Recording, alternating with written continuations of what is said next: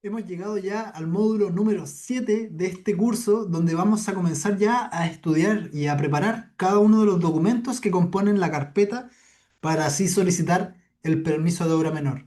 En este caso, vamos a comenzar con la carpeta para solicitar un permiso de obra menor por modificaciones de edificaciones existentes sin alterar la estructura.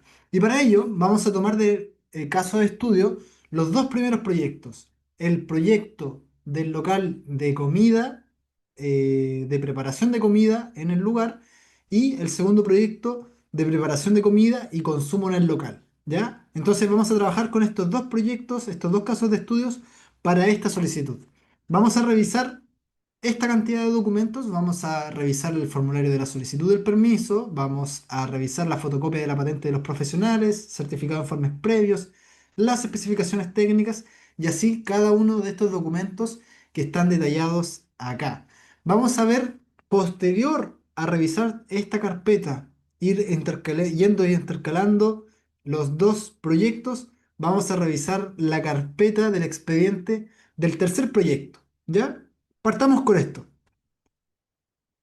Primero, vamos con la solicitud del formulario, el formulario de solicitud del permiso de obra. Y se podrán dar cuenta de que este formulario es para la solicitud de obra menor para modificaciones según el artículo 5141b, ¿ya? Modificación de edificaciones existentes que no alteran su estructura. Y para eso voy a abrir acá en paralelo para que en conjunto vayamos revisando cómo es que se compone este documento. Te he dejado también de regalo, dentro de los documentos que componen la carpeta a la cual tú tienes acceso, este mismo formulario, el cual también lo puedes encontrar directamente en la página del MIMBU, del Ministerio de Vivienda y Urbanismo. Obviamente no va a estar completado y eso es lo que vamos a revisar acá. Por ejemplo, siempre lo fundamental es que indiquemos y vayamos rellenando el formulario con toda la información que nos va solicitando. Dirección de obras municipales. Entonces yo voy a indicar acá a qué comuna me estoy dirigiendo y en qué región. En este caso es Concepción y la región del Biobío. Y tengo que ir entregando, por ejemplo, el número del certificado de informes previos con el cual yo estoy trabajando este proyecto y la fecha, para así corroborar de que este certificado de informes previos con el cual estoy trabajando tenga o contenga las normativas que están vigentes al día de hoy. En adelante, el punto número uno va a hablar sobre los datos de la propiedad. El punto número 2 habla sobre la declaración jurada del propietario, es decir, que el propietario declara juradamente ser el dueño del bien raíz sobre el cual estamos trabajando. Y el punto número 3 va a singularizar a quién es el propietario. En este caso, hablamos de que hay un nombre, un propietario, el cual tiene un representante legal. Entonces, acá dejamos las dos figuras, las cuales se va a acreditar ya sea a través de notario o en este caso que se acredita a través de la constitución de la escritura pública de esta propiedad. ¿Vale? En este caso, si continuamos, en el título punto 4 habla sobre los datos de los profesionales responsables, ¿ya? Habla sobre los datos, el nombre de la empresa de arquitectura y el nombre del profesional arquitecto que está firmando esta solicitud. Acá lo importante es que siempre consideremos el root de la razón social de la empresa, del arquitecto, los representantes legales en caso de los propietarios y siempre todos los profesionales desde el punto número 4 hacia abajo tienen que incluir su patente profesional. Un código, un rol que se otorga por la Oficina de Patentes Comerciales, oficinas de patentes profesionales de la municipalidad, y el cual te permite a ti, como profesional, poder patrocinar estas solicitudes, poder firmar, ¿ya? A esta altura, si no contamos con el constructor, vale, vamos a tener que tener definido quién va a ser el constructor que va a firmar y se va a atribuir la responsabilidad de las obras, ¿ya? En este caso también, aparte de ser el constructor, uno como arquitecto lo puede firmar, porque la ley chilena te faculta para ello. Y si no, vamos a tener que indicar el nombre del profesional ingeniero constructor o constructor civil junto con su RUT y su patente profesional de igual manera, ¿ya? El inspector técnico en estos casos muchas veces no se utiliza. Recordar que el hito por lo general se contrata para proyectos de edificios de uso público, ¿vale? Y en el punto número 5, la participación de los revisores independientes, recordar que si el edificio es de uso público o es de una carga de ocupación mayor a 100 personas, vale, tengo que ir con revisor independiente. En este proyecto, por sus características, no es necesario, si bien yo lo podría subcontratar, podría considerarlo como participador, participante del proyecto, vale, en este caso, en este proyecto no lo consideramos, ¿ya? Las características del proyecto de obra menor, según la modificación de edificaciones existentes que no alteran su estructura, ¿ya? Lo primero que yo tengo que indicar si es que el edificio es de uso público, si es que es todo, parte o no es edificio de uso público, ¿ya? En este caso no corresponde a edificio de uso público y el aumento de la carga de ocupación total que genera la modificación es igual a cero. Recordar que no hay aumento en la carga de ocupación, a diferencia si es que hubiera un cambio de destino o estuviera aumentando la superficie edificada, ¿ya? Contrario es a cuál es la densidad de ocupación de esta modificación, ¿ya? Y en este caso, la densidad de ocupación que estamos eh, realizando a través de este proyecto es una densidad de 6,7 personas, ¿ya? Este cálculo, recordar que yo lo realizo en base a los metros cuadrados de la construcción, es decir, si el proyecto, ¿ya? El proyecto de habilitación de local comercial que yo voy a realizar, en este caso de aproximadamente 60 metros cuadrados, un poquito más de 60 metros cuadrados, 67 metros cuadrados y fracción, ya, yo tengo que dividirlo por la cantidad de metros cuadrados que tengo que destinar a las personas, ¿ya? Y ahí tengo que separar cuál es la zona de atención a público y esa zona de atención a público la divido por el factor que me indica el Ministerio de Vivienda y Urbanismo que yo tengo que destinar por ocupante, por usuario dentro del espacio. Para que se hagan una idea, si tengo 60 metros cuadrados o 30 metros cuadrados destinados a atención a público, vale. Esos metros cuadrados que están destinados a público, yo lo tengo que dividir en 1,5 y que me va a dar el resultado que vemos acá de 6,7 personas por hectárea, ¿ya? Ese es el cálculo para realizar en esta oportunidad, que no es muy complejo. Y en adelante, en el 6,1, la descripción de las obras, tengo que hacer una breve descripción de cuáles son las obras que se van a trabajar. En este caso, recordar que es la habilitación de dos locales comerciales de manera interior, donde el local 6 y 7 se van a unificar y se van a demoler parte de tabiques no estructurales, ya se va a trasladar el baño del personal, se va a instalar el mobiliario fijo en la obra, etcétera, etcétera. Vamos indicando todos los trabajos que constituyen este proyecto. Y así, los tipos de las obras, dónde están ubicados respecto al piso, al nivel de la construcción, y en el sector, acá yo voy diferenciando en cuanto a los locales. Local número 6 y 7 que son las principales obras. Habilitaciones interiores, demoliciones parciales de tabiques no estructurales y la reubicación de baños y adaptación sanitaria interior, tanto para los baños como para los artefactos de lavaplatos, lavafondos, hornos y lavamanos del personal.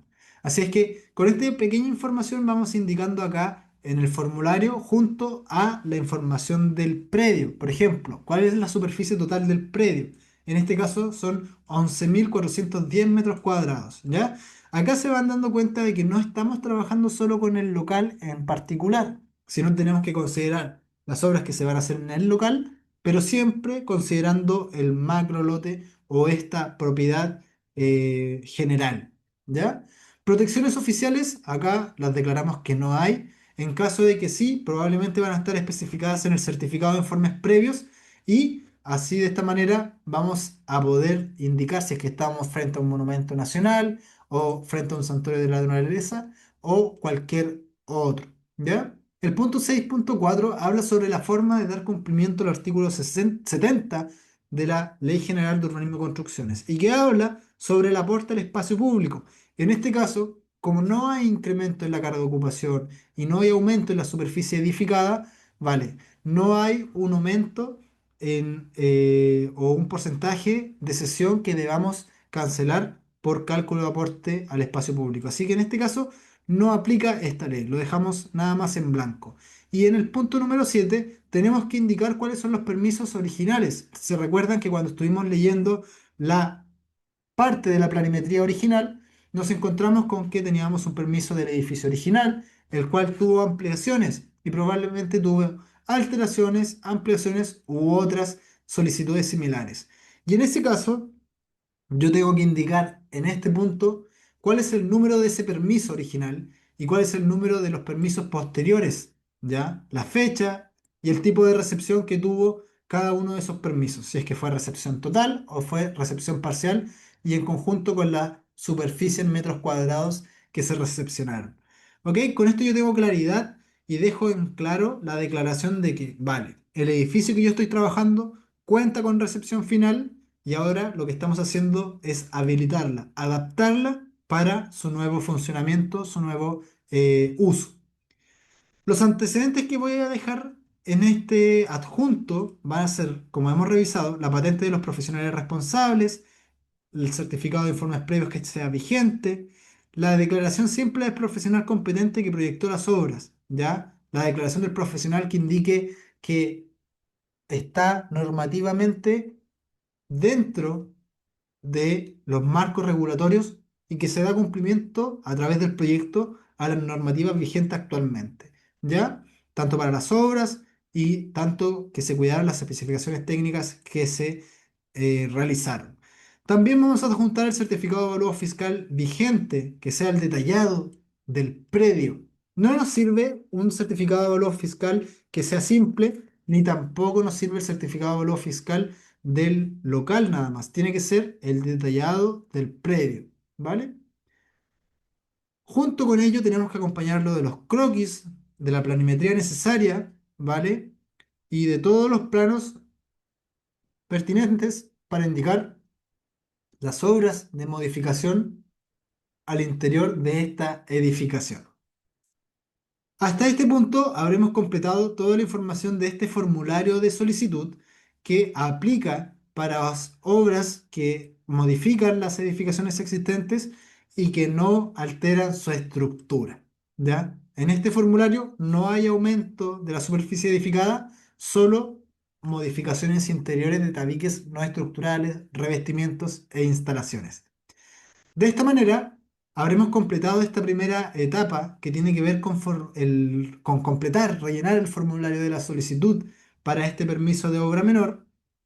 Y adelante, yo tengo que adjuntar, como decía en el final del formulario, los documentos que acompañan esta solicitud. La fotocopia de la patente del profesional y de los profesionales, en caso de que yo adjunte el nombre del constructor en esta etapa, vale, también tengo que adjuntar la patente profesional del constructor. El certificado de informes previos, ¿ya?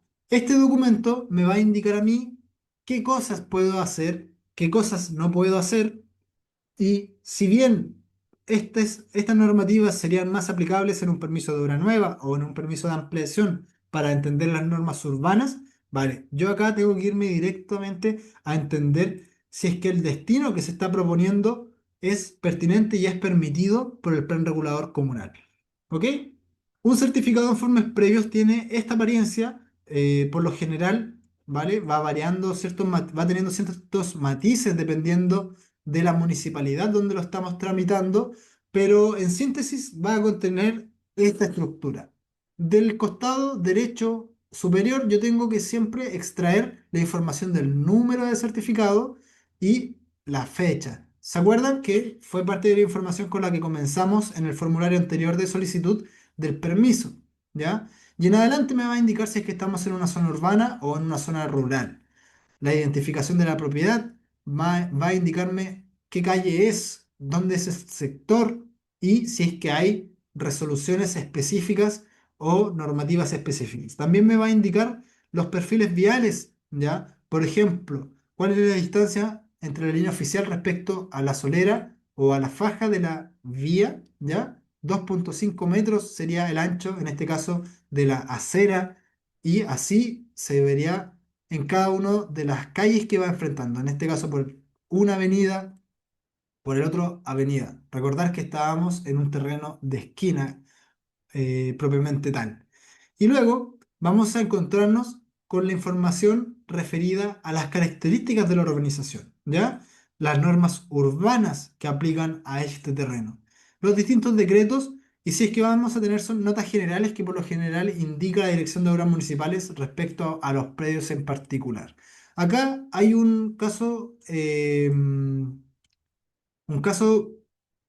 inicial que en este proyecto nos encontramos que estaba en plena proceso de fusión de roles, ¿ya? Donde dos lotes se fusionaron, el lote A25A y el lote 25B, para hacer un solo rol matriz con el siguiente número. Entonces, este tipo de información que eventualmente no está actualizado en el conservador o en el Servicio de Impuestos Internos, ya yo tengo que percatarme siempre de que lo que me indica el certificado de informes previos y lo que me indica los distintos certificados de las distintas entidades tengan relación y coherencia, ¿ya? Para que así, al momento de hacer el ingreso más adelante en la municipalidad, no nos encontremos con inconvenientes o retrasos porque la información no vaya conectada o no vaya en coherencia entre sí, ¿vale? Ocurren esos temas o esas situaciones cuando se hacen este tipo de modificaciones, por ejemplo, en el conservador, pero no se registra la actualización en la DOM. Podría ser un caso, ¿ya? Eh, o por ejemplo, cuando se actualiza el número de rol y no se ha actualizado en el lote en cuanto al catastro que tiene el Servicio de Impuestos Internos. También son situaciones que se dan y que es importante que yo lo revise al principio para ver si está todo en coherencia, porque si no significa que tengo que hacer alguna pequeña gestión en la respectiva entidad para actualizar esa información. Continuando en este certificado de informes previos, me encuentro en la página número 3 de que voy a encontrarme con las actividades, los usos de suelo que están permitidos y los usos de suelo que están prohibidos, ¿ya? Y así yo tengo que ir directamente a buscar cuál es el equipamiento, el servicio que yo estoy proponiendo acá. Por ejemplo, uso de equipamiento de servicios está permitidos, ¿ya? De esta manera podría yo verificar que es factible utilizar este tipo de destino, este tipo de uso en este local. Algo nos daría de luces ya el hecho de que sea un strip center, un macro proyecto aprobado, pero claro, este tipo de verificaciones yo siempre tengo que realizarlas como profesional, ¿vale? No está de más realizarlo en este caso. En adelante voy a encontrarme con las condiciones de la edificación, por ejemplo, todas las normas urbanas que me van a aplicar a este predio, coeficientes de ocupación de suelo, coeficientes de constructibilidad, y que si bien irían en directa relación si es que yo estuviera tramitando un permiso de obra nueva o un permiso de ampliación mayor a 100 metros cuadrados, también tengo que tener claro cuáles son las normas urbanas que aplican en el terreno en que yo voy a presentar este proyecto. Así, me voy a encontrar con toda la información. Por ejemplo, acá tengo una vista aérea de lo que es el predio en sí. Yo acá sí puedo ubicar el local que vamos a intervenir, es justo acá, y me está indicando acá cuál es el número del terreno. ¿Vale?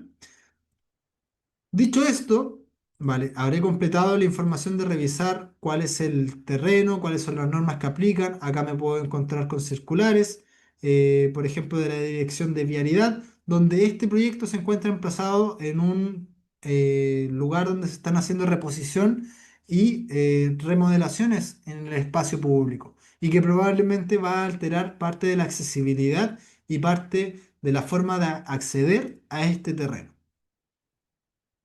Perfecto.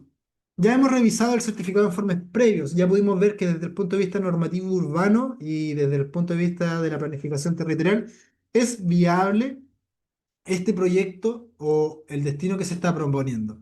Y así voy a indicar, hoy vamos a pasar a las especificaciones técnicas de esta solicitud de permiso de obra menor. Y que para el caso de esta tramitación, al ser una obra menor, nos solicitan especificaciones técnicas que sean resumidas, ¿ya? Y junto a ello te hemos dejado acá de regalo un formato para que puedas preparar tus propias especificaciones técnicas, ¿ya?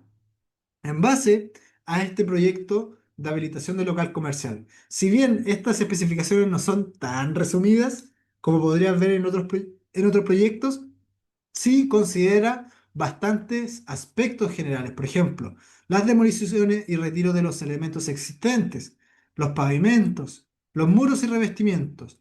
Y estas especificaciones técnicas, yo digo que no son tan detalladas porque incluyen también las especificaciones técnicas para cumplir con el reglamento sanitario dependiendo del proyecto. Y así yo trabajo con estas mismas especificaciones tanto para la ejecución de las obras como para la presentación ante la Dirección de Obras Municipales. Y así dejamos en evidencia y declaramos que todas las zonas sanitarias y de cocina van a considerar superficies lavables, ya los baños de trabajadores, los cielos rasos y los mobiliarios de soportes. Todo está en sintonía con la normativa independiente. Si estas especificaciones van a la Dirección de Obras, también tienen que cumplir con las especificaciones que indica la Seremi de Salud. ¿Ya? Así, con esto hemos trabajado y hemos indicado y hemos podido aprobar este proyecto, el cual este documento tiene que ir firmado por el propietario del terreno y por el arquitecto que está presentando esta solicitud.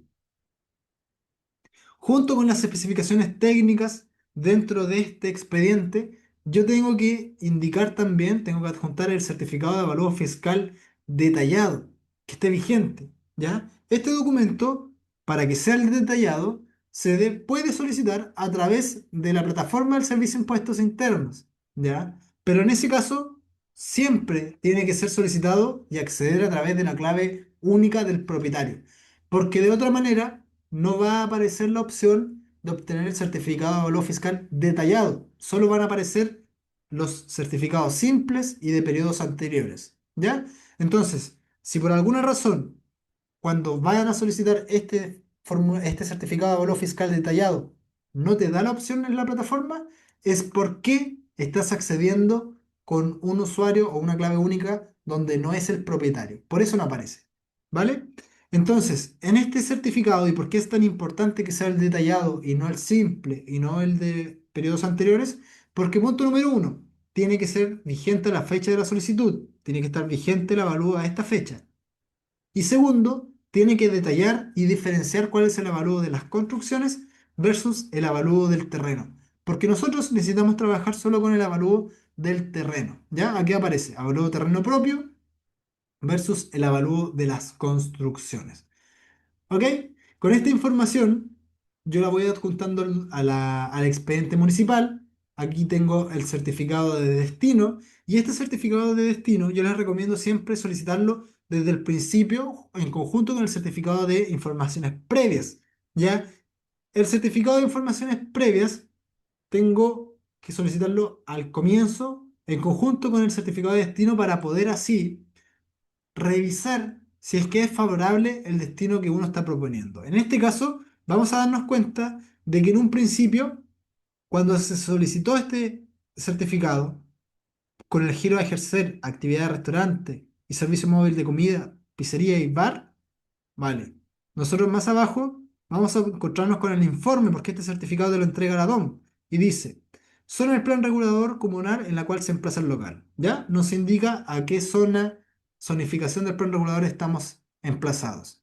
Nos indica si es que el local cumple con las recepciones y nos dice que no, porque en el momento inicial donde se tomó el proyecto, aún faltaba la recepción de uno de los locales. ¿Ya? Entonces, este certificado de destino va a contener toda esta información y va a tener observaciones y va a indicar si es que en base a lo expuesto se entrega informe favorable. En esta primera instancia no se entregó informe favorable, ¿ya? Por estas razones que te indico. Por ejemplo, falta la recepción del local 6, ¿ya? Y falta también que se deba verificar esta información respecto a lo establecido en la ley de alcoholes vigentes. De esta manera, más adelante, cuando ya ingresamos el expediente, este formulario, esta solicitud de certificado de destino, sí se encuentra favorable para poder acceder a un permiso de obra menor aprobado. Con este documento, así como está en no, no te van a entregar el certificado de permiso de obra menor aprobado. ¿Ya? De esta manera, entonces, tenemos el certificado de destino y hemos entendido cuál es la importancia de este documento y cómo yo lo pido y cuándo tengo que pedirlo. Ya no tengo que pedirlo al principio, siempre al principio, ¿vale? Además de la declaración del certificado de destino favorable, tengo que contar con la declaración jurada del propietario. Y con esta declaración jurada del propietario, que actualmente está contenida dentro del formulario de la solicitud del permiso, vamos a poder evidenciar y el propietario va a declarar ser dueño del bien raíz que se está tramitando este permiso. También tengo que acompañar el expediente, la solicitud ante la Dirección de Obras Municipales, el certificado de dominio vigente. ¿Ya? Este certificado de dominio vigente, el cual me va a permitir a mí, en conjunto con la declaración del propietario, indicar que vale, el propietario está haciendo estas gestiones por iniciativa del propietario y no un tercero que quiere hacer una gestión dentro de esta propiedad, de este bien raíz. Luego de reunir toda esta información, de preparar los formularios, de redactar las especificaciones técnicas, de reunir los documentos y certificados varios, vale, tengo que elaborar el informe técnico del profesional o el informe normativo del arquitecto, también llamado. Y con este informe yo voy a poder declarar como profesional, yo con mi root y mi rol el, y las responsabilidades y las facultades que me entrega el título profesional, voy a poder declarar si es que se cumplen o no se cumplen las normativas urbanas, las normativas aplicables a este proyecto y también dar cuenta de cómo el proyecto da cumplimiento a esas normas, ¿ya? En este informe normativo, y que te vamos a entregar también de regalo para que puedas tú estructurar tus informes normativos, vamos a indicar siempre la identificación de la propiedad. Vamos a indicar la declaración general, es decir, yo, Fernando Marín, arquitecto, tanto, tanto, con este proyecto que estoy presentando, se respetan, se cumplen estas leyes, ¿ya? Por ejemplo, tabla de cumplimiento normativo. Vamos a indicar cuál es la materia que se está trabajando, revisando, en la norma aplicable específico con su artículo y la forma en que el proyecto da cumplimiento. Por ejemplo, la carga de ocupación, la estabilidad estructural, el destino, la resistencia al fuego, etcétera, etcétera. Vale, yo voy a indicar acá cómo se está dando cumplimiento a través de este proyecto y yo lo declaro con mi firma como arquitecto, mi rol y mi root. Toda esta información se documenta en esta declaración o informe normativo y se adjunta dentro del expediente municipal. Tengo que adjuntar también el certificado del formulario INE y para ello vamos a hacer lo siguiente. Vamos a ir a la plataforma del INE, ¿ya? Vamos a irnos acá, por ejemplo, a palma.ine.cl/edificación y con este link voy a poder acceder a esta plataforma del sistema de edificación del Instituto Nacional de Estadísticas. Lo primero que tengo que hacer acá es indicar mi usuario y mi clave. Pero antes de registrarme, lo que tengo que realizar es seleccionar la comuna en la cual voy a elaborar este proyecto. Si se pueden fijar, si se pueden dar cuenta, acá cada comuna de Chile aparece en esta ventana y tiene asociado un código, el cual este código va a ser al mismo tiempo mi usuario y mi clave. 8101. Voy acá y le indico 8101 al usuario y 8101 a la clave. Indico el año, indico el mes presente, en este caso julio, y le doy a ingresar. Y con esto, ya dentro del formulario, dentro del sistema de estadísticas, voy a encontrarme con este menú desplegable al lado izquierdo, donde yo hago clic acá, se despliega y me aparece el link para ingresar al formulario. Le doy ingresar al formulario y me va a desplegar este formulario de 4 páginas, el cual yo puedo ir rellenando. Hasta ahora, primero tengo que anotar este numerito que está acá arriba, el número de folio. Anotarlo, guardarlo, porque en caso de que yo no complete toda la información ahora mismo, puedo volver a ingresar a este formulario y no perder el avance que haya llevado hasta entonces. ¿Vale? Dicho eso, entonces yo le doy acá doble clic y se desbloquea, se habilita el formulario para yo recién acá poder comenzar a rellenar. ¿Ya? Me dice el sistema que nuevamente que anote esta información por si deseo reingresar a la misma encuesta posteriormente. Le doy a aceptar y se habilita ya el formulario. En este formulario de 4 páginas, como pueden ver, yo tengo que ir completando la información que me va solicitando. Primero que todo, el rol de avalúo del Servicio de Impuestos Internos, la información del propietario, muy similar a como lo estaba haciendo en el formulario de solicitud del permiso, voy a ir rellenando la información acá. Voy a indicar la identificación de la propiedad, voy a indicar las dimensiones del terreno, del frente, el contrafrente, etcétera, ¿ya? El tipo de trámite para el cual estoy realizando esta solicitud.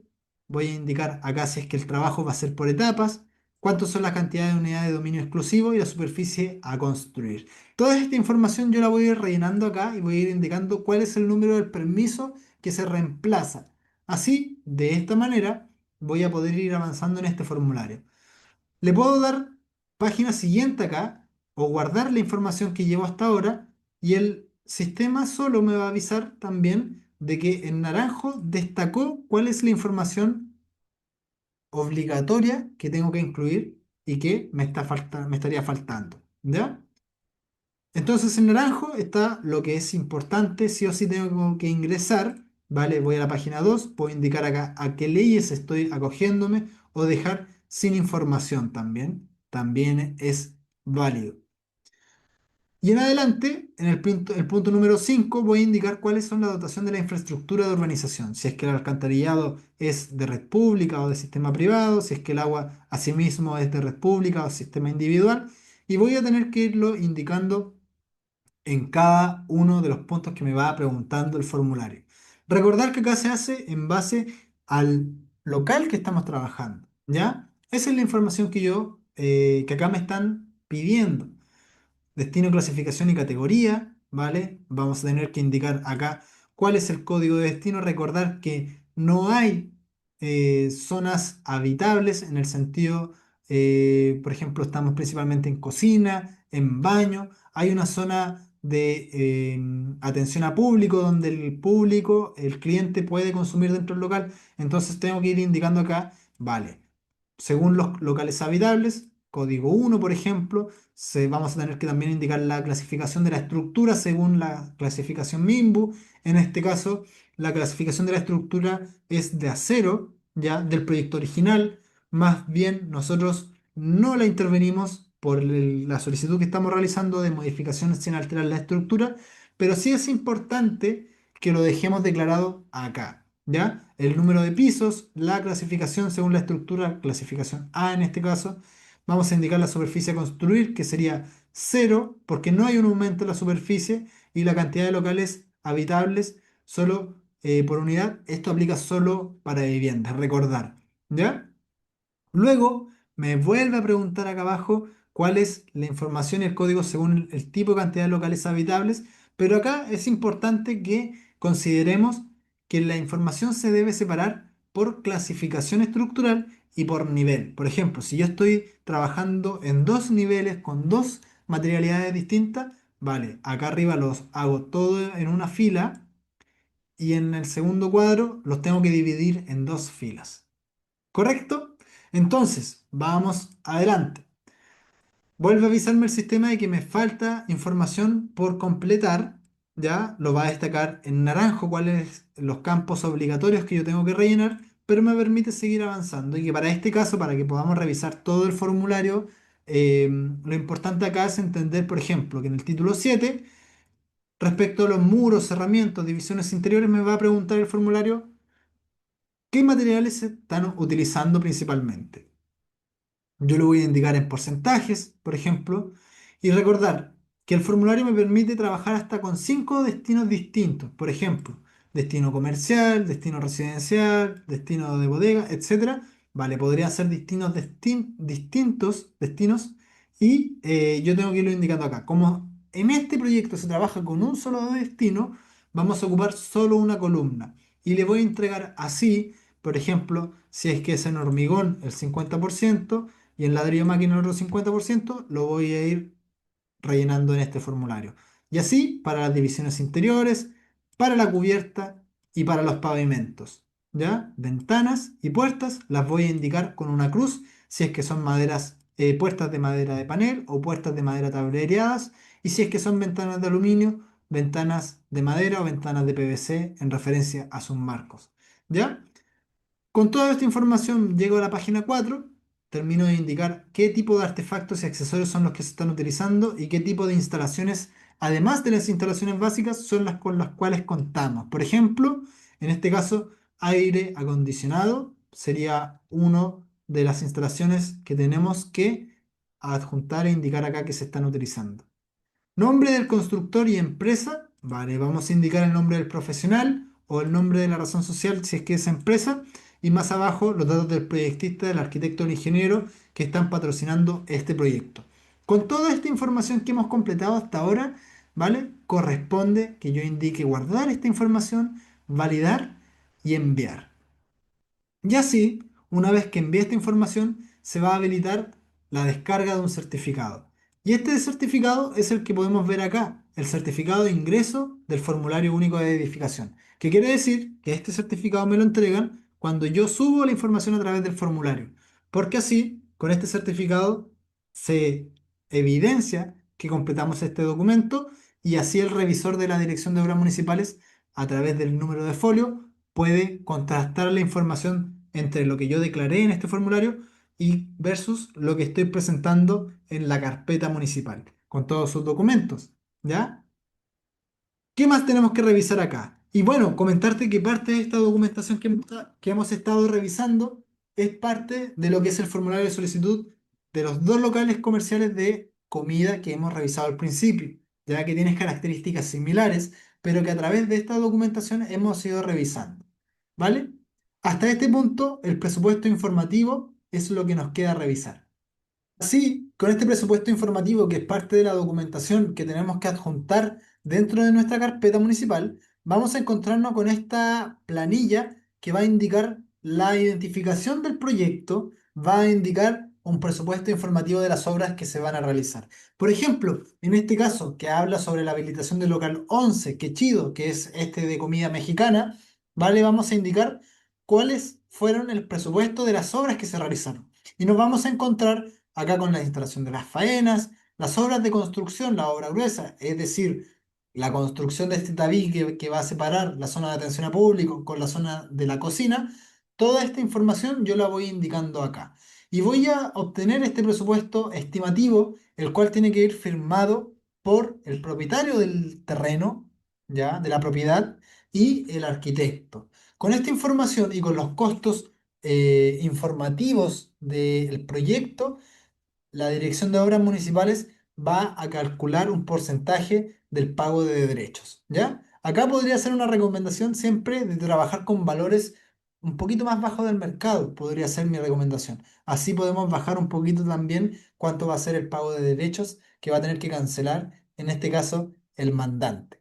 Con esta información que vamos indicando por cada etapa, ¿vale? No es lo mismo que un presupuesto para la construcción. Este es un presupuesto informativo, ¿ya? Y con este presupuesto informativo lo adjuntamos dentro de la carpeta municipal. Así hemos llegado hasta el punto de los planos de arquitectura. Y lo que yo tengo que revisar acá en los planos de arquitectura, lo principal tiene que ver con las láminas de arquitectura, la manera en que yo represento la viñeta, represento los distintos planos. Y recordar que en este caso hemos trabajado con un desarchivo en la municipalidad, ¿vale? Y estos planos en particular aplican para el proyecto de los dos locales comerciales que se van a unificar para hacer uno solo, una pizzería.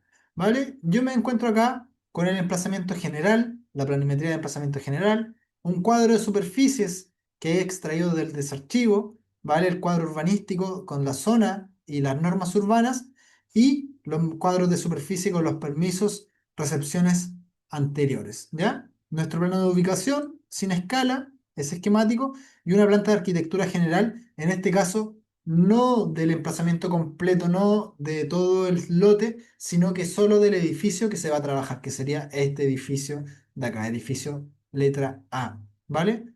Parte de este plano también incluye los estacionamientos que están destinados a cubrir la dotación de estacionamientos que exige esta edificación, ¿ya? Por último, al costado derecho nosotros dejamos nuestra viñeta donde indicamos la identificación de la empresa, el nombre del proyecto, la identificación del propietario, el espacio para que firme, junto así también con el arquitecto, el revisor DOM y el director DOM.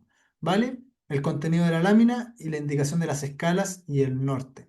Eso es la lámina 1 de este proyecto.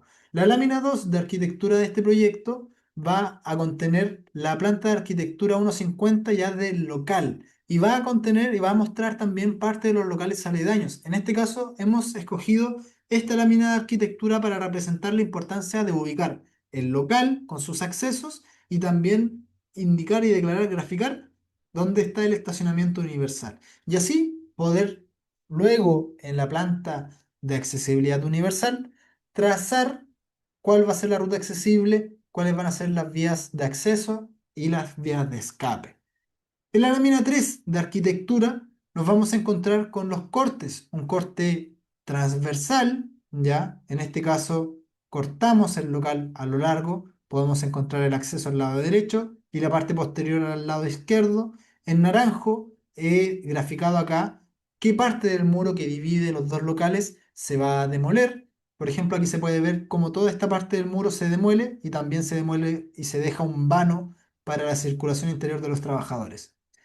Y otro corte longitudinal al edificio me va a mostrar, por ejemplo, este tabique naranjo, que es el que se elimina en este eje 17, y va a mostrar en achurado, más oscurito, lo que se está proponiendo, que sería la construcción de este tabique en la parte posterior del local, ya dividiendo así lo que es la atención al público de lo que es la cocina y el área de baño y lockers de trabajadores. ¿Vale? La lámina 4 de arquitectura de este proyecto habla sobre las elevaciones y aquí sí se pueden dar cuenta, por ejemplo, yo he dejado en achorado cuáles son los locales que se van a trabajar, que sería este local de acá y este de acá principalmente. Y vamos a indicar también cuáles son las recepciones, que tienen recepciones distintas para los locales número 3, los locales número 4, 5 y 6 y los locales 7 en adelante, ¿ya? Y vamos indicando ahí sus números de permisos, sus recepciones, etcétera. Estas elevaciones que son la principal y la elevación posterior. Con esta información habremos revisado estos planos de arquitectura que para este caso de permisos de obra menor que habla sobre la modificación interior del local comercial, no te solicitan planos muy específicos ni detallados, pero sí en este caso te hemos querido mostrar cómo lo hacemos nosotros y cómo es la manera en que nosotros creemos que se evidencia de mejor modo todas estas modificaciones. ¿Qué más te puedo mostrar por acá? Por ejemplo, planimetrías en cuanto a lo que es el proyecto de diseño, ¿ya? Que si bien esta planimetría, la Dirección de Obras Municipales no te la va a solicitar, sí nosotros creemos que es importante mostrarlas para poder ir demostrando cuáles van a ser las modificaciones que se están llevando a cabo en el interior del local. ¿Vale? Para que se hagan una idea acá y puedan tener mayor información, originalmente aquí había un muro y este era el local 7 y el local 6, ¿ya? El cual se unieron, se eliminó este tabique y se hizo tan solo un local. ¿Vale?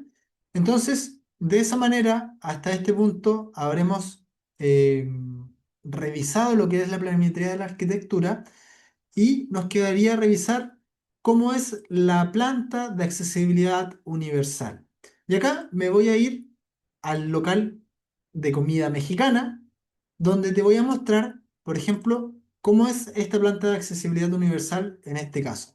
Y en este caso, la planta no es muy compleja, indicamos el plano de ubicación, indicamos dónde está el baño universal, que en este caso está fuera del local, ¿vale? Porque también corresponde a un strip center, y acá podemos encontrarnos con lo que yo les mencionaba, donde este otro proyecto, que es el local de comida mexicana, la obra interior consistió en realizar este tabique para separar lo que es la cocina de lo que es la atención al público.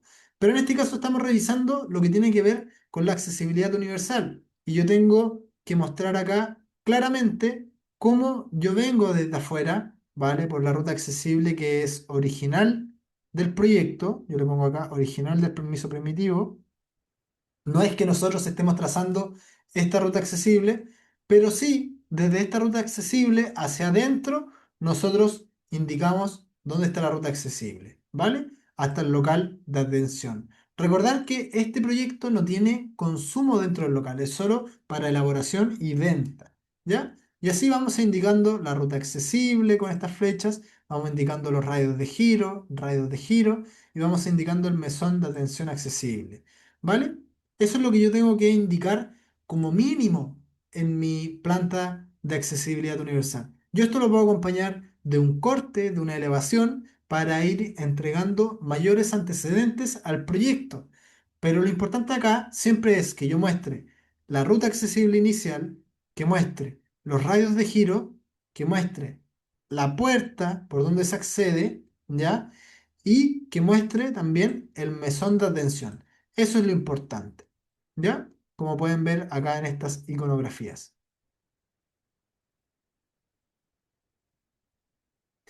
Estos planos de arquitectura para la accesibilidad universal, yo tengo que acompañarlo de la memoria de accesibilidad universal. Y para ello, por ejemplo, te voy a mostrar acá cómo es que nosotros estructuramos esta memoria y que también la tienes tú disponible dentro de tu espacio de trabajo. La memoria de accesibilidad universal es este documento de 3 páginas que habla sobre la simbología, habla sobre las rutas de accesos, ¿ya? Y va a hablar también sobre los radios de giro, las rampas y las conclusiones, ¿ya? Es la misma información que yo estoy declarando en esta planta de accesibilidad universal, lo que yo tengo que respaldar con esta memoria. Y cualquier situación en particular que exista, ¿ya? Cualquier artículo en particular al cual esté yo acogiéndome en esta solicitud de permiso de obra menor. ¿Ok? Con esta información, nosotros ya habremos hecho el conjunto de documentos que van a componer la carpeta municipal y que me va a permitir a mí y que me va a permitir a mí ingresar esta carpeta municipal a la Dirección de Obras Municipales y solicitar el permiso de obra menor. Que una vez que me otorguen el permiso de obra menor, yo voy a poder realizar la ejecución, la construcción de las obras. ¿Vale? Por ejemplo, lo que conversábamos acá, en el local de pizzas, en el local de rústico, donde se demuele uno de los tabiques, se modifica el baño, vale, yo voy acá a ejecutar estas obras de construcción.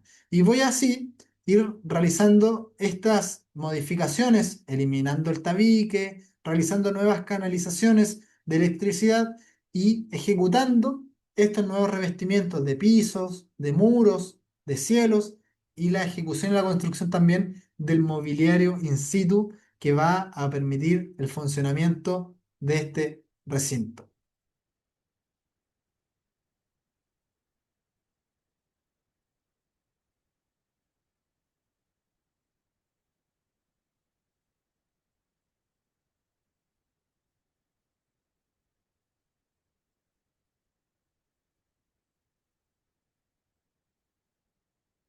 Hemos revisado entonces lo que es la carpeta municipal para solicitar el permiso de obra menor para los dos primeros casos que vimos, que es la habilitación de un local comercial para modificaciones de edificaciones existentes que no alteran su estructura. Ahora vamos a ver el caso de estudio número 3, que es la ampliación y la regularización de un local comercial a través de un permiso de obra menor por una ampliación menor a 100 metros cuadrados. Así que vamos, adelante. En este caso de estudio, en el caso de estudio número 3, vamos a ver cómo habilitar, cómo regularizar la ampliación de un local comercial que tiene destino de lavandería y que está dentro de una propiedad con destino principal de residencial. Entonces, a diferencia de los dos casos anteriores que estudiamos, en este caso sí hay un aumento en la superficie edificada, en la superficie techada. Hay un aumento en la carga de ocupación, ¿ya? Y nos vamos a coger a otro formulario, que si bien la solicitud de permiso de obra menor es la misma, el formulario tiene una variación. Y en este caso ya no es una modificación interior, sino que es la ampliación de una construcción. siempre que esta ampliación no supere los 100 metros cuadrados. Eso es importante. Y acá vamos a encontrarnos con esta documentación que es la cual vamos a trabajar. Vamos a comenzar, al igual que antes, viendo cómo es el formulario de la solicitud del permiso, ¿ya? Y acá va a estar la principal diferencia, que antes estábamos hablando de un formulario de solicitud que tenía por subtítulo modificación de edificaciones existentes sin alterar la estructura. En este caso, no vamos con ese formulario, vamos con este formulario que es el permiso de obra menor para ampliación de hasta 100 metros cuadrados. Y yo les voy a mostrar acá este formulario cómo se estructura, ¿vale? Va a tener una pequeña diferencia. Este formulario de solicitud va a indicarme en lo primero si es que yo estoy en conjunto a este permiso de edificación solicitando una alteración, un cambio de destino o una demolición. ¿Ya? Recordar que la alteración es una modificación al proyecto existente, pero que sí afecta su estructura. Altera, ¿ya? Para una restauración, una remodelación o rehabilitación. También puede existir la posibilidad de que hable de un cambio de destino, que pase de un destino residencial a un destino comercial. Podría ser el caso. Tendría que acompañarlo acá si es que fuese ese nuestra situación. O una demolición, ¿ya? Una demolición, ¿cuándo tengo que declararla? Cuando afecte la estructura. Versus, a diferencia de cómo fue el caso anterior que estábamos revisando hace poco, la demolición no afectaba la estructura, entonces no era necesario un permiso de edificación. Versus, si es que yo estoy demoliendo parte estructural, sí necesito esa solicitud. ¿Vale? En este caso no van ninguna de las tres, solo vamos con la presente solicitud de ampliación hasta 100 metros cuadrados. Así es que, atención. Lo primero que tengo que indicar acá siempre es el certificado de informes previos, su número, su fecha, de cuál es el número de emisión. Recordar que tiene que estar vigente al momento de hacer la solicitud. Y en adelante, en este formulario voy a indicar cuáles son los datos de la propiedad. En este caso, vamos indicando los datos de la propiedad, los datos del lote, la declaración jurada del propietario, donde indica ser juradamente el dueño de la propiedad del bien raíz que estamos tramitando. ¿Ya? En este punto hay una declaración sobre la estructura donde el propietario declara que las obras se ejecutarán conforme a las disposiciones del capítulo 6 de la ordenanza, ya en su título 5. Acá le indicamos que sí. Los datos del propietario los indicamos en el punto número 3. Recordar de que si estamos trabajando con un representante legal, tenemos que indicarlo en este punto, tenemos que indicarlo también cuál va a ser la personería del representante legal, es decir, si se acredita a través de una escritura pública, a través de un poder notarial, etcétera, etcétera. ¿Vale? Y desde el punto número 4 en adelante, al igual que el formulario anterior, vamos a indicar cuáles son los datos de la empresa de arquitectura cuando corresponda, cuáles son los datos del arquitecto con su RUT y su rol profesional. ¿Ya? Indicar si es que hay calculistas, indicar el constructor y si es que al momento de comenzar las obras hay que designar el constructor. Hasta este punto no estaba indicado, pero como les comenté anteriormente, en el caso de los arquitectos pueden firmar como arquitecto y como constructor, ¿ya? Siempre con la patente profesional asociada. En este proyecto tampoco se consultó con inspector técnico de obras, ya tampoco tuvimos participación de revisores independientes por la escala del proyecto, ¿ok? Y tampoco revisor de proyecto de cálculo estructural. En este proyecto en particular no tuvimos la exigencia de contar con cálculo estructural, pero en otros proyectos o en tu caso podría ser necesario, ¿ya? Recuerda realizar un buen análisis técnico en el principio. Desde el punto número 6 de este formulario vamos a hablar sobre las características del proyecto de ampliación que se califica como obra menor, ¿ya? Y vamos a indicar si es que el edificio es de uso público, si es que la parte original o la alteración es de edificio de uso público. En este caso, no es un edificio de uso público, la carga de ocupación total de la ampliación es de 1,7 personas, ¿ya? Y la densidad de ocupación de la ampliación, es decir, las personas por hectáreas, es de 39 personas. ¿Ya? Hubo un incremento en la carga de ocupación y en la densidad de ocupación. ¿Vale? Para que recuerden más o menos de cómo se hace este cálculo, vale, en este caso, lo que yo tengo que hacer para calcular la carga de ocupación total de la ampliación es los metros cuadrados de la ampliación, dividirlo por el porcentaje de metros cuadrados que yo tengo que destinar por personas según el destino de la construcción y lo que me indica el Ministerio de Vivienda y Urbanismo. Y me va a dar un resultado, el número de personas que alcanzarían dentro de esta ampliación, según la normativa. Y luego, una vez obtenido este número, yo tengo que calcular la densidad de ocupación de la ampliación. Es decir, este número yo lo multiplico por 10.000 y lo divido por los metros cuadrados brutos del terreno. De esa manera puedo obtener la densidad de ocupación, ¿ya? Por ejemplo, 1,7 por 10.000 dividido la superficie bruta del terreno. Y así voy a ir indicando todas las características del proyecto de ampliación, si es que se va a desarrollar por etapas, cuáles van a ser la cantidad de las etapas y si es que alguna de estas etapas tiene mitigaciones parciales según el IMIB. Vamos a ver más adelante cómo rellenamos acá o cómo obtenemos el certificado del IMIB en la plataforma SAME, que por lo general a esta escala de proyectos es un IMIB exento. Así es que, sin más, vamos al título 6.1 y vamos a encontrarnos con cuáles son las superficies de los permisos anteriores versus la ampliación que estamos tratando, que estamos proyectando. ¿Vale? En este caso, los permisos anteriores hablan de que habían 101 metros edificados y habían en el primer piso 65 metros cuadrados. ¿Ya? Eso nos va dando luces de qué coeficiente de constructibilidad y de ocupación de suelo tenemos hasta ahora. Porque recordar que la ampliación que estamos proyectando tiene que cumplir y no superar los coeficientes que están permitidos según el destino. Y en este caso, vale, la ampliación que estamos proyectando es de 34 metros cuadrados. Es decir, a la zona de la lavandería le vamos a sumar 34 metros cuadrados. ¿Ya? Luego, el formulario me resume estas dos tablas en la superficie final, incluida la ampliación. Y estaríamos hablando de 135 metros cuadrados edificados totalmente, es decir, la construcción original, más la lavandería que ya estaba recepcionada, más esta ampliación que se le hace a la lavandería. ¿Ya? Y luego me lo resume también en cuál es la superficie solo en el primer piso, es decir, el coeficiente de ocupación de suelo. Y hablamos de que tenemos 99 metros cuadrados versus los 287 metros cuadrados del predio. ¿Ya?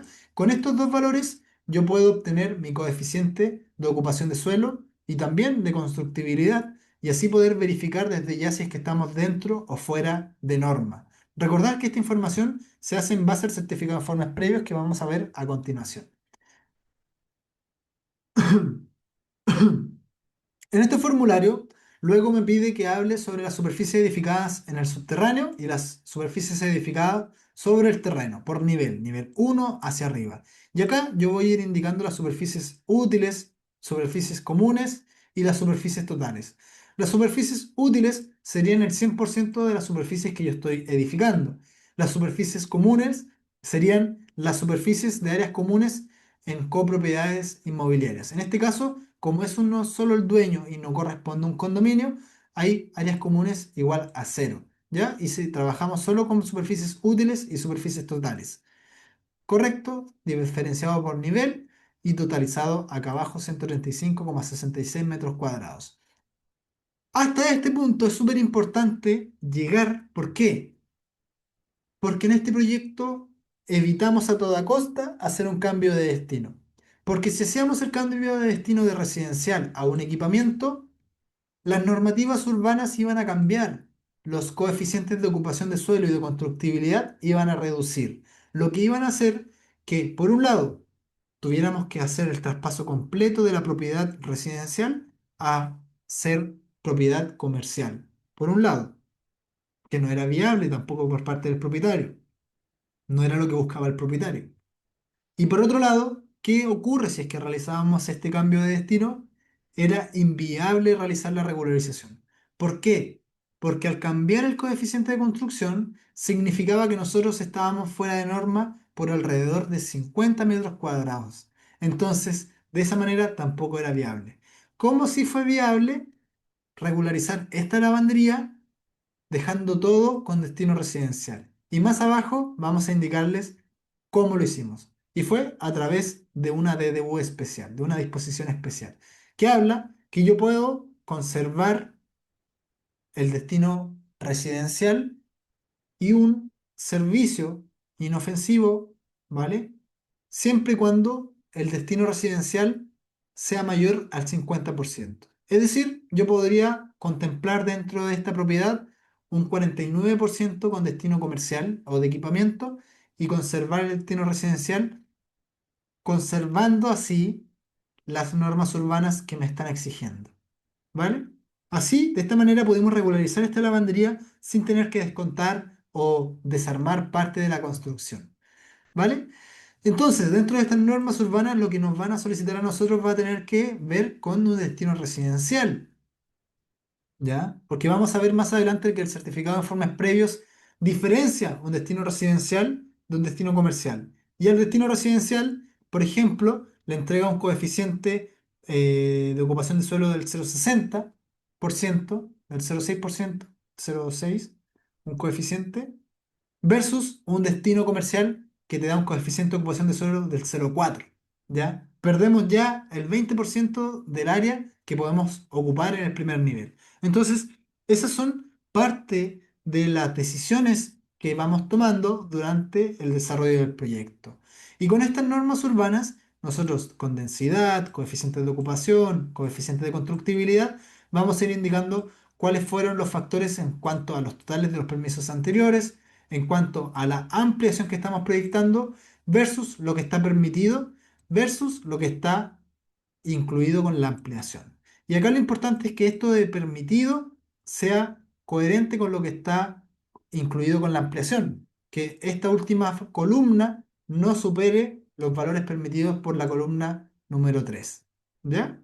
De esa manera vamos a ir indicando el cumplimiento de cada uno de estos. Si es que se permite el adosamiento o no, si es que el sistema de agrupamiento es aislado, pareado o continuo, si es que cuántos metros cuadrados he destinado para el primer y segundo piso o cuántos distanciamientos he dejado para el antejardín. Asimismo con los estacionamientos para vehículos y estacionamiento para personas con discapacidad. Son algunos de los aspectos que yo voy considerando en este formulario. Usos de suelo y destinos contemplados, ¿vale? En este sentido, el tipo de uso va a ser vivienda residencial y la ampliación va a ser de comercio, ¿ya? Se declara de esta manera acá. Y así, hasta este punto, habremos casi completado esta solicitud, donde en el título 6.4 vamos a encontrarnos nuevamente si es que existen protecciones oficiales. Según el certificado de informes previos, no es protecciones oficiales, no es monumento nacional y tampoco es santuario de la naturaleza, ¿ya? Y luego en el punto 6.5 vamos a dar cumplimiento al artículo 70 de la Ley General de Urbanismo y Construcciones, al aporte al espacio público, ¿ya? Con esto vamos a trabajar con la densidad de ocupación que nos dio por resultado y lo vamos a multiplicar en base a esta tabla que nos va a dar este factor de 0,21%, menos que un 1%. Y eso lo tenemos que multiplicar y calcular en base a lo que se multiplica en base a lo que es el avalúo del terreno. Por ejemplo, el terreno tiene un avalúo de 28 millones y fracción. Yo esos 28 millones los voy a multiplicar por este 0,21%, que en resumen me va a dar un aporte equivalente en dinero de 60.000 pesos. 61.000 pesos, que es lo que tiene que pagar el propietario cuando aprueben este proyecto. Es decir, al propietario le notificaron de que el proyecto fue aprobado, vale, se tiene que acercar a la Dirección de Obras Municipales a retirar el documento, pero antes que eso, a pagar el aporte de derechos al espacio público, al aporte al espacio público.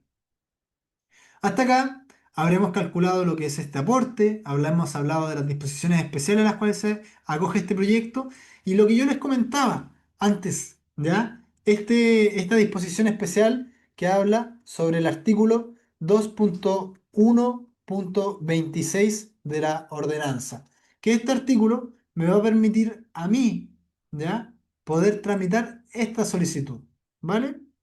Esta solicitud.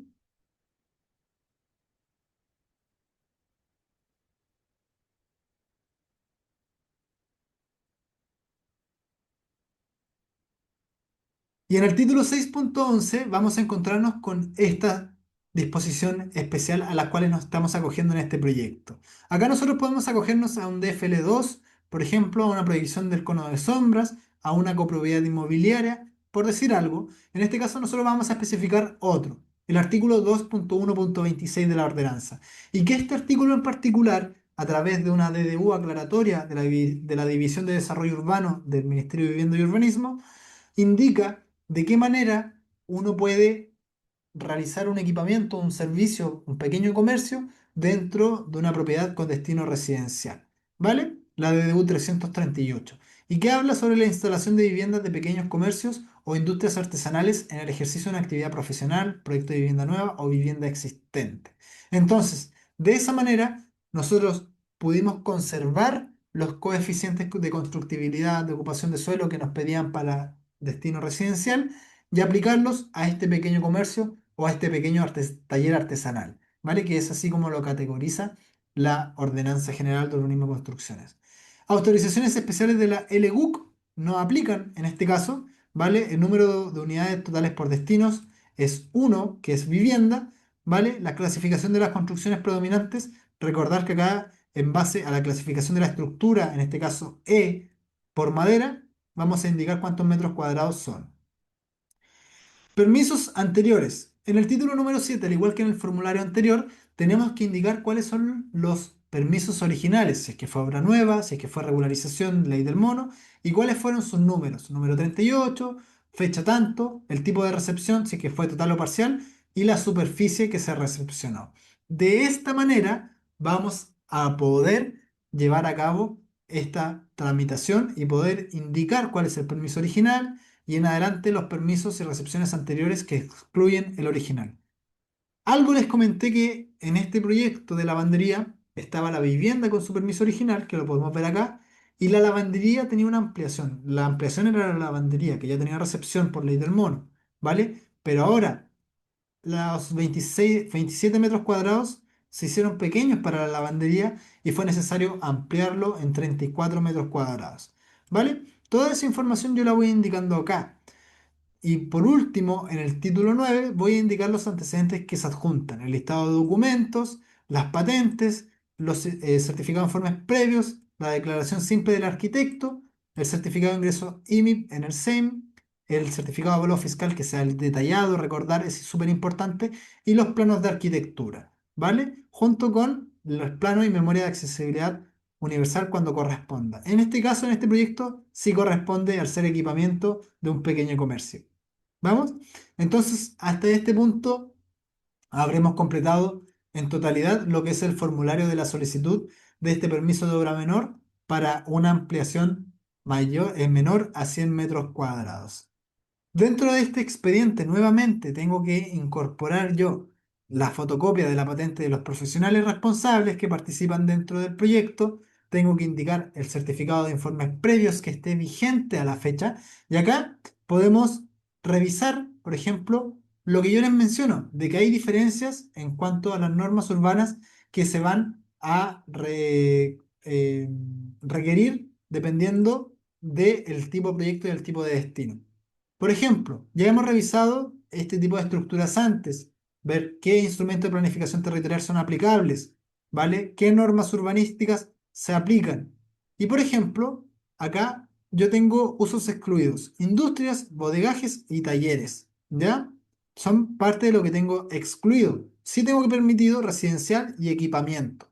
Equipamiento, servicios, ¿ya? Que sería en este caso la lavandería.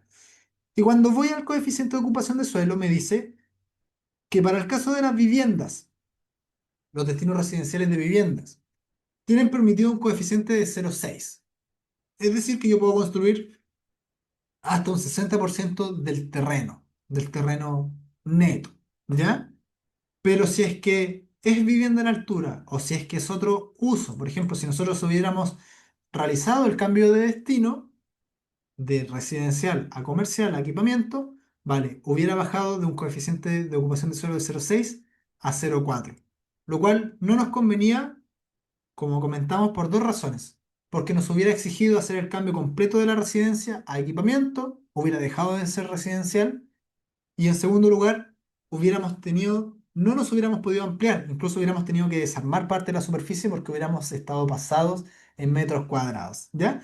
Esas son las razones principales de por qué en este proyecto no se realizó la ocupación de suelo o los cálculos en base a otros usos, y sí se conservó el uso de vivienda a través de esta disposición especial que hemos revisado anteriormente en el artículo 2.1.26. ¿Vale? Luego en el título 5.2 tenemos los perfiles viales para nosotros poder construir estas elevaciones y poder calcular el aporte al espacio público en base a la superficie del terreno bruta. Luego en el anexo del certificado de informes previos tengo las disposiciones y las normativas en particular para las condiciones de subdivisión, para el caso de los estacionamientos, el artículo 5, el Plan Regulador Comunal de San Pedro de la Paz, etcétera, etcétera. ¿Ok? Entonces de esta manera tenemos el certificado de informes previos ya eh, interiorizado, lo tenemos adjuntado dentro de nuestra carpeta y lo que nos quedaría acá es revisar las especificaciones técnicas y que en este caso ya no son especificaciones técnicas resumidas, son especificaciones técnicas como tal. Nos vamos a encontrar con 8 páginas en estas especificaciones técnicas que hablan sobre la ampliación de construcción en madera para la logia y el taller de lavandería de 34,15 metros. Y muy parecida a las estructuras de especificaciones anteriores, vamos a tener las especificaciones por partidas, por obra, los gastos para obtener los proyectos en paralelo, los gastos previsionales, todos estos títulos, las obligaciones de las partes del contratista, las generalidades del proyecto, hasta comenzar con los trabajos previos. En adelante, cada una de las partidas que consultan el proyecto de ampliación están contenidas acá, cumpliendo con las normativas urbanas aplicables y con las normativas aplicables también para los trabajadores y los espacios de las tareas que se van a realizar. Estas especificaciones técnicas tienen que ser firmadas siempre por el propietario y por el arquitecto. ¿Ok? Con esta información, nosotros vamos a poder tener certeza y vamos a adjuntar estas especificaciones técnicas en nuestro expediente municipal. La idea es que tú puedas utilizar estas especificaciones para armar las tuyas propias en tus proyectos. Y así como nosotros lo hacemos, ir realizando y generando documentación del tipo formato.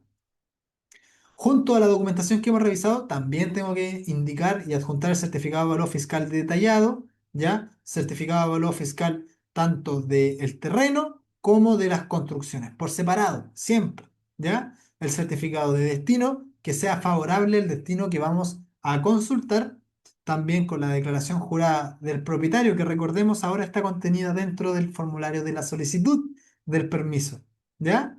Junto también con el certificado de dominio vigente y también con el informe normativo del profesional. Y vamos a revisar acá este informe normativo para que vean, por ejemplo, las diferencias que nosotros realizamos para los dos tipos de formularios. Porque antes vimos el formulario de solicitud para la obra menor en los locales comerciales donde no se alteraba la estructura, donde habían solo modificaciones interiores. Pero en este caso estamos viendo un proyecto de obra menor donde se amplían las superficies edificadas, donde sí se modifican y se realizan nuevos sistemas constructivos. Entonces, en este informe normativo del profesional vamos a encontrar una estructura muy similar, pero las normas van a cambiar. Van a cambiar algunos aspectos y la manera en que vamos dando cumplimiento a través del proyecto a esta materia normativa. El uso de suelo, los adosamientos, la evacuación de las aguas lluvias, etcétera, etcétera. Porque el proyecto en sí cambia y las condiciones también cambian. Entonces, vamos indicando acá, ejemplificando cómo nosotros vamos declarando estos proyectos. ¿Correcto? Vamos indicando las normas de habitabilidad, las zonas térmicas, cómo vamos dando respuesta a las zonas térmicas en este caso, porque recordar que ya no es solo equipamiento en este caso, queda como en el intermedio entre vivienda y equipamiento comercial o pequeño comercio, ¿ya? Entonces vamos a tener que ir llevando muy bien cuáles son las normativas que sí aplican a este proyecto. Las normas de resistencia al fuego, las normas estructurales, ¿ya? Los muros adosados, los muros proyectados, el cálculo estructural. En este caso nos exceptuamos del cálculo, de la obligación de contar con cálculo estructural, ¿vale? Al ser una superficie menor a 100 metros cuadrados y al ser una edificación de clasificación tipo E. Recordar que las clasificaciones C, D, E y F, cuya carga de ocupación sea menor a 100 personas, pueden estar exentas de contar con cálculo de carga de ocupación. ¿vale? Perdón, cálculo de proyecto estructural. Y luego, en cuanto a la carga de ocupación, nuevamente vamos a indicar que esta carga de ocupación se va a acoger a lo dispuesto en el capítulo 6 del título de la Ordenanza General de Urbanismo y Construcciones. Y vamos a indicar cómo la ampliación de la vivienda cuenta con una superficie que es menor a 100 metros cuadrados y cuántos metros cuadrados por persona estamos destinando, ¿vale? Toda esta información va firmada por el arquitecto, por el profesional que patrocina este proyecto. Toda esta información tiene que estar en total coherencia con las especificaciones técnicas del proyecto presentado, con los planos de arquitectura, eventualmente cuando se necesiten los planos de estructura y así también con toda la documentación que compone esta solicitud. Hasta este punto, hemos llegado al certificado del formulario INE. Nuevamente, ya vimos anteriormente cómo se completa este formulario INE, ¿vale? Así es que si te han quedado dudas de cómo rellenar este formulario, tienes que volver a la parte del caso de estudio anterior. Y en adelante vas a obtener este certificado que es el documento que tenemos que adjuntar dentro de la carpeta municipal, ¿vale? Además de esto, vamos a revisar los planos de arquitectura de este proyecto rápidamente. Y en este sentido, los planos de arquitectura siempre van a ser los mismos. Emplazamiento, planos de techumbres, plantas de arquitectura, ubicación, polígonos y cuadros de superficies. ¿Vale? A eso yo tengo que sumar más adelante las elevaciones y los cortes donde se donde se demuestren y grafiquen las construcciones, las obras proyectadas, ¿ya? Entonces acá yo siempre tengo, por ejemplo, el plano de emplazamiento. Y en mi plano de emplazamiento voy a indicar toda la información referente, primero que todo, a la línea oficial. Hacia afuera voy a tener el espacio público. Hacia adentro voy a tener la información del terreno el cual estamos trabajando, los ejes de deslindes, cuáles son los cuadros de superficie principales, cuál es la edificación original, la lavandería original y vamos a tener aquí la ampliación que se está proyectando y que es lo que queremos regularizar por medio de esta solicitud. Aquí aparecen también aspectos como la ruta accesible, que anteriormente esta propiedad no contaba con estacionamiento de accesibilidad universal. Estas son las cosas que en este trámite se regularizaron, ¿ya? Estas son las situaciones particulares que se incluyeron en esta ampliación de la propiedad. ¿Ok? Los cuadros de superficies con sus letras, sus metros cuadrados asociados a cada uno de estos polígonos y el resumen del cuadro de superficie donde indicamos la superficie proyectada, ¿vale? En esta ocasión, y las superficies de las recepciones anteriores, tanto de la recepción original como de la recepción segunda, que fue por ley del mono, que en primera instancia eh, dio paso a poder instalar ahí la lavandería, ¿vale? Y así vamos a poder diferenciar las superficies que están recepcionadas versus las superficies que están proyectadas y que es lo que queremos tramitar ahora, ¿vale? Para contrarrestarlo luego entre la superficie total y la superficie del terreno, que es, en resumen, la misma información que está contenida dentro del formulario de la solicitud, ¿ya?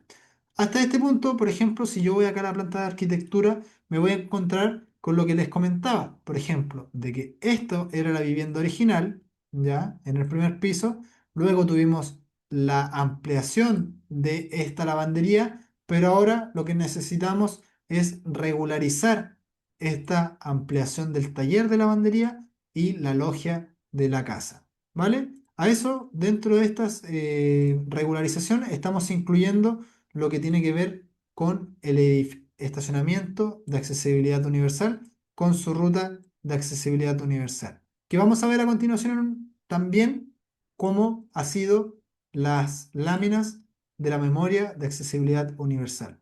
¿Vale? Elevaciones posteriores, por ejemplo, aquí aparecen el muro que está adosado versus el eje del linde donde no hay construcción. En este punto nace una rasante de 45 grados. Nosotros vamos dejando acá la rotulación en cuanto a estos muros de adosamiento que cuentan con recepción anterior, ¿vale? Y vamos indicando sus rasantes, por supuesto. En 45 grados y en el otro costado en 70 grados, como podemos ver acá. ¿Ya? Si estuviéramos viendo la elevación frontal, sería en este caso. Y nos encontraríamos con la lavandería en este costado derecho. De esta manera, podremos haber entendido todo a detalle cómo se compone esta lavandería. Qué partes tienen adosamientos, cuáles son las partes de la administración, ¿vale? Cuál es la nueva ampliación que se está proyectando y que se necesita regularizar en este caso. Junto con esta información de la planimetría de arquitectura, me ha quedado acá, por ejemplo, la última lámina que habla sobre la elevación lateral izquierda y el corte. Y nos podemos encontrar, por ejemplo, con cómo las rasantes van apareciendo desde el eje del espacio público, que es lo que yo tengo que mostrar, hasta el eje del deslinde posterior. Y en este momento yo comienzo a graficar las rasantes, ¿vale? En este caso, la vivienda, si bien llega hasta acá, enfrenta todo este espacio público adyacente, que es lo que yo tengo que considerar al momento de que yo voy a calcular el aporte del espacio público, que es parte de lo que vimos anteriormente en el formulario de la solicitud, donde yo tengo que contemplar el área del terreno propio o superficie neta, ¿ya? Más la superficie adyacente, que está en rojo, la superficie del espacio público adyacente. Y estas dos en sumatorias me dan la superficie bruta del terreno. ¿Ok? Con esa información yo calculo el aporte del espacio público. No solo con la superficie del terreno, sino con la superficie del terreno bruta, que es decir, superficie del terreno neta más superficie adyacente del espacio público hasta el eje del espacio público. ¿Ok?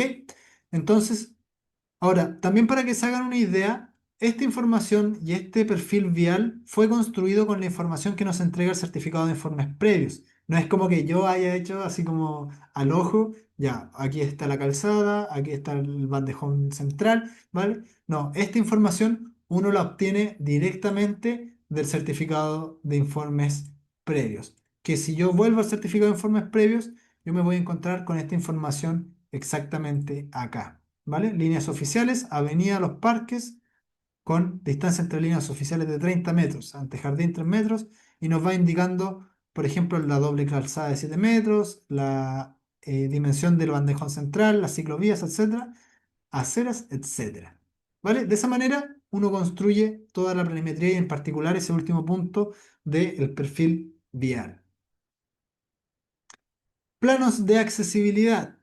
Vamos a ver la memoria y la planimetría de esta accesibilidad universal, donde, primero que todo, la memoria de la accesibilidad universal para esta regularización y este taller de lavandería. Vamos a encontrarnos con la información del proyecto, vamos a encontrarnos con el emplazamiento, toda esta información de planimetría nosotros la extraemos de los mismos planos de arquitectura, no es necesario generar o crear nuevos planos, ¿ya? Sino que adaptar los que tenemos. Y en este caso, vamos a indicar, por ejemplo, acá en este plano de arquitectura del primer nivel, más adelante le vamos a indicar cómo vamos haciendo este trazado. Por ejemplo, dónde están las rutas accesibles, dónde está el estacionamiento universal y cómo se hace ingreso a este recinto, a este equipamiento comercial.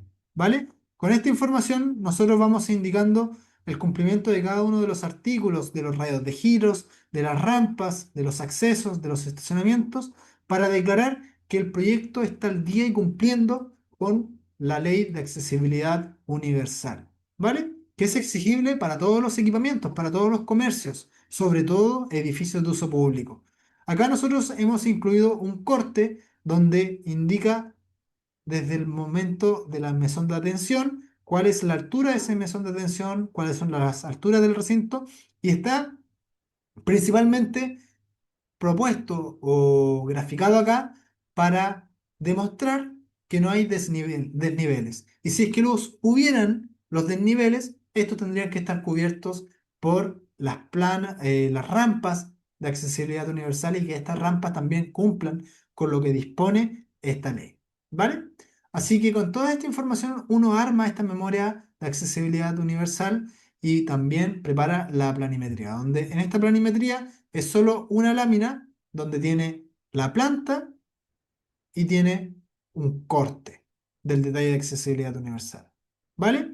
Esto sería la memoria y planimetría de la accesibilidad universal de este proyecto, y lo que nos quedaría ver dentro de esta misma memoria, que lo acabamos de ver, sería cómo se lleva a cabo la construcción.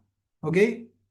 En este caso, la construcción consistió en realizar esta ampliación, es decir, ampliar esta parte de la propiedad para poder recibir el taller de lavanderías, ¿vale? Que sería esta imagen que estamos viendo acá. Acá se ven las lavadoras, que es lo que teníamos acá atrásito. En particular, este proyecto nosotros lo tomamos cuando ya estaba en funcionamiento. Si bien esta lavandería lleva en funcionamiento alrededor de 5 años, ¿ya? Actualmente estaba con una patente provisoria por el hecho de que se amplió, ¿vale? Tenía la orden de regularizar la ampliación que había hecho, y que de momento, como no tenía regularización o recepción total, vale, se le entregaba una patente comercial provisoria.